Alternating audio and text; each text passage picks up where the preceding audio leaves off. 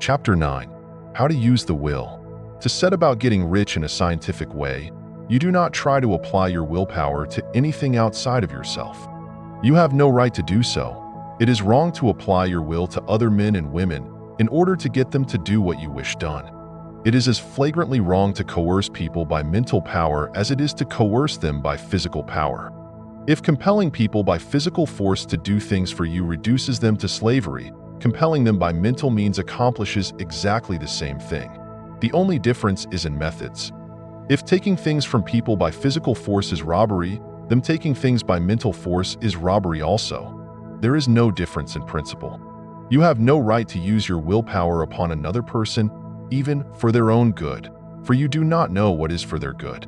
The science of getting rich does not require you to apply power or force to any other person in any way whatsoever. There is not the slightest necessity for doing so. Indeed, any attempt to use your will upon others will only tend to defeat your purpose. You do not need to apply your will to things in order to compel them to come to you. That would simply be trying to coerce God and would be foolish and useless, as well as irreverent. You do not have to compel God to give you good things, any more than you have to use your willpower to make the sun rise.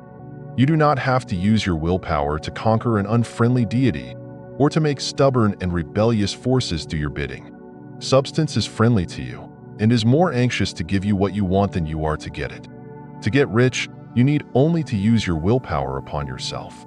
When you know what to think and do, then you must use your will to compel yourself to think and do the right things. That is the legitimate use of the will in getting what you want to use it in holding yourself to the right course. Use your will to keep yourself thinking and acting in a certain way. Do not try to project your will or your thoughts or your mind out into space to act on things or people. Keep your mind at home. It can accomplish more there than elsewhere. Use your mind to form a mental image of what you want and to hold that vision with faith and purpose. And use your will to keep your mind working in the right way. The more steady and continuous your faith and purpose, the more rapidly you will get rich, because you will make only positive impressions upon substance, and you will not neutralize or offset them by negative impressions. The picture of your desires, held with faith and purpose, is taken up by the formless and permeates it to great distances throughout the universe. As this impression spreads, all things are set moving toward its realization. Every living thing, every inanimate thing, and the things yet uncreated are stirred toward bringing into being that which you want. All force begins to be exerted in that direction. All things begin to move toward you. The minds of people everywhere are influenced toward doing the things necessary to the fulfilling of your desires, and they work for you unconsciously. But you can check all this by starting a negative impression in the formless substance. Doubt or unbelief is as certain to start a movement away from you as faith and purpose are to start one toward you. It is by not understanding this that most people who try to make use of mental science in getting rich make their failure. Every hour and moment you spend in giving heed to doubts and fears, every hour you spend in worry, every hour in which your soul is possessed by unbelief, sets a current away from you in the whole domain of intelligent substance. All the promises are unto them that believe, and unto them only. Notice how insistent Jesus was upon this point of belief, and now you know the reason why. Since belief is all important, it behooves you to guard your thoughts, and as your beliefs will be shaped to a very great extent by the things you observe and think about, it is important that you should command your attention. And here the will comes into use. For it is by your will that you determine upon what things your attention shall be fixed. If you want to become rich, you must not make a study of poverty. Things are not brought into being by thinking about their opposites. Health is never to be attained by studying disease and thinking about disease. Righteousness is not to be promoted by studying sin and thinking about sin. And no one ever got rich by studying poverty and thinking about poverty. Medicine as a science of disease has increased disease.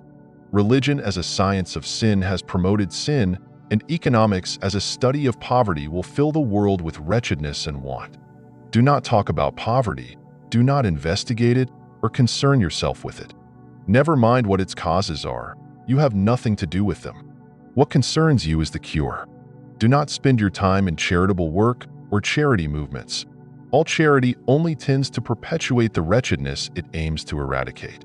I do not say that you should be hard-hearted or unkind and refuse to hear the cry of need, but you must not try to eradicate poverty in any of the conventional ways. Put poverty behind you, and put all that pertains to it behind you, and make good. Get rich. That is the best way you can help the poor. And you can't hold the mental image which is to make you rich if you fill your mind with pictures of poverty.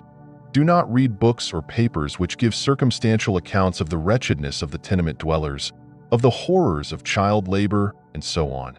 Do not read anything which fills your mind with gloomy images of want and suffering. You can't help the poor in the least by knowing about these things, and the widespread knowledge of them does not tend at all to do away with poverty. What tends to do away with poverty is not the getting of pictures of poverty into your mind, but getting pictures of wealth into the minds of the poor. You are not deserting the poor in their misery when you refuse to allow your mind to be filled with pictures of that misery. Poverty can be done away with, not by increasing the number of well-to-do people who think about poverty, but by increasing the number of poor people who purpose with faith to get rich. The poor do not need charity, they need inspiration. Charity only sends them a loaf of bread to keep them alive in their wretchedness, or gives them an entertainment to make them forget for an hour or two. But inspiration will cause them to rise out of their misery. If you want to help the poor, demonstrate to them that they can become rich. Prove it by getting rich yourself.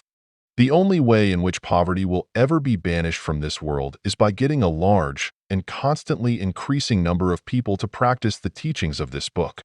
People must be taught to become rich by creation, not by competition.